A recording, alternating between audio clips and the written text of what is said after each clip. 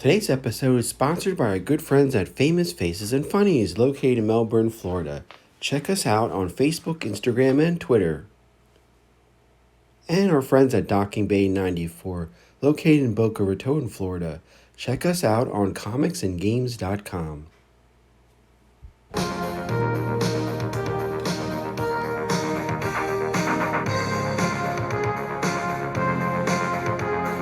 Hello and welcome to another exciting episode of Codename New to Vero 2. Hi, I'm your presenter, Shabu Are You. Now, recall when the Rob Liefeld SnakeEyes project was announced, there was so much excitement. I mean, here we have SnakeEyes and Rob Liefeld together. What could possibly go wrong?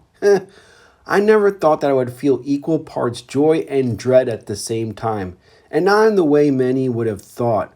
I'm delighted that this is going to be the last issue in what I've been calling a massive clusterfuck. Yet sad that I still have to recap this issue. So with that said, let's make this as fun as possible. As I've mentioned in previous recaps of this series, Liefeld has gone on record stating what a huge G.I. Joe and SnakeEyes fan he is. Deadpool is mostly based on a talking, selfish, smart-ass version of SnakeEyes if you think about it. Now, so far after reading issues 1 through 4, I kind of questioned that fandom. I mean, who the fuck would do this to SnakeEyes? It's totally ridiculous. I have no idea where I am, what's going on, and if you've been following me, you'll understand, and you know that. Like we do in every recap, we look at the cover variants, and issue 1 had like 30, now we're down to only 6. Wow. So I'm just going to dive right in. It's like a Band-Aid. You just want to pull it off and get this shit over with. So here we go. So far, we've seen a few Joes pop up in supporting roles only to vanish in the ensuing panels without any explanation. Obscure characters like a 1940s Bullet Man appear and this massive team buildup only to just vanish without any reasoning. A huge-ass snake appearing like a boss character in a video game, again, vanishing. The mythical Thor bestowing SnakeEyes the power of Mjolnir to defeat an undead bad guy serving a Japanese mythical goddess. Now, to all those guys that hate this new SnakeEyes movie, I mean, you should read this shit and then realize there's nothing to complain about in the movie. I mean, if there's anything, there should be like pitchforks and tar for what Rob Liefeld is doing to poor SnakeEyes. That is the problem. Now, I'll say this in the third video in a row. Yes, the SnakeEyes Origin movie isn't perfect. And yes, it does differ from the source material in order to attract new people into the G.I. Joe world. But like the 12-inch Joe guys from the 60s and 70s, we have to be a little bit more open-minded so G.I. Joe lives on. Plus, this is only the introduction to a bigger story. If you watched all 3 Disney Star Wars trash, then you have to give this at least that opportunity to continue on. So if you can, buy it on digital, whatever. Support the movie. Give it that chance. So we are here at the epic showdown between SnakeEyes and this Kurgan big baddie. Again, if you haven't followed in issues 1 through 4, he was once a human who sold his soul to serve the Japanese goddess of death.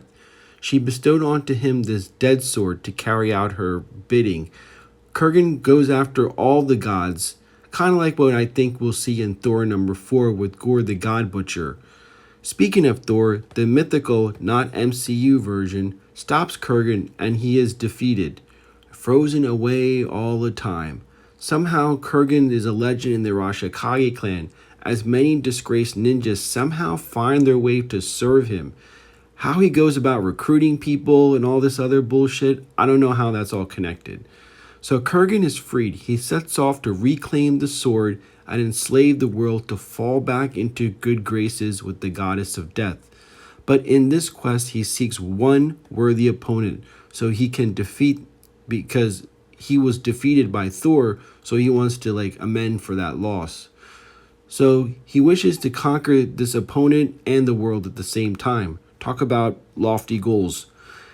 In SnakeEye's darkest hour in last issue, Thor shows up and bestows onto him the power of Mjolnir, the only weapon that could defeat this dead sword. and gives them a chance against Kurgan. In the last panel of the last issue, Destro and the Baroness show up looking to steal the sword for themselves. Seriously, does any of this bullshit make any sense to you, viewer? Now, before I dive into issue number 5, it goes without saying the artwork is phenomenal. You have all the Rob Liefeld tropes, and when he draws the Baroness, Scarlet, and the other female character, they're all home runs. It's just the story that's all fucked up. So, as I mentioned, the Baroness and Destro show up with a squad of Cobra troopers, kind of like an old Sunbow episode. Actually, that gets me thinking. Now, we later learn that Baroness is actually working with Kurgan's daughter, Olympia. By aiding her, the Baroness was hoping she would resurrect her father to lead Cobra and replace Cobra Commander. I guess Liefeld watched Arise Serpenter Arise too. In the background, we see Snake Eyes having no problem dealing with the Cobra troopers and Destro himself. I mean, what would you think? Why would they think they would have a chance? He just went toe-to-toe with the demigod. And I'm sparing you guys from the inner monologue that Snake Eyes is having while he's fighting. I mean, I would recommend you read it and discover how ridiculous it sounds.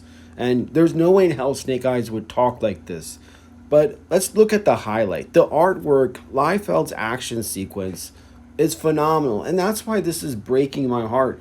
There is so much potential, but someone else needs to write the story. And again, look at this drawing of the Baroness. I mean, it's a new version, but it still harkens back to the iconic character and just a little bit of Liefeld magic. And look at this panel. There's so many good panels here. It's just frustrating.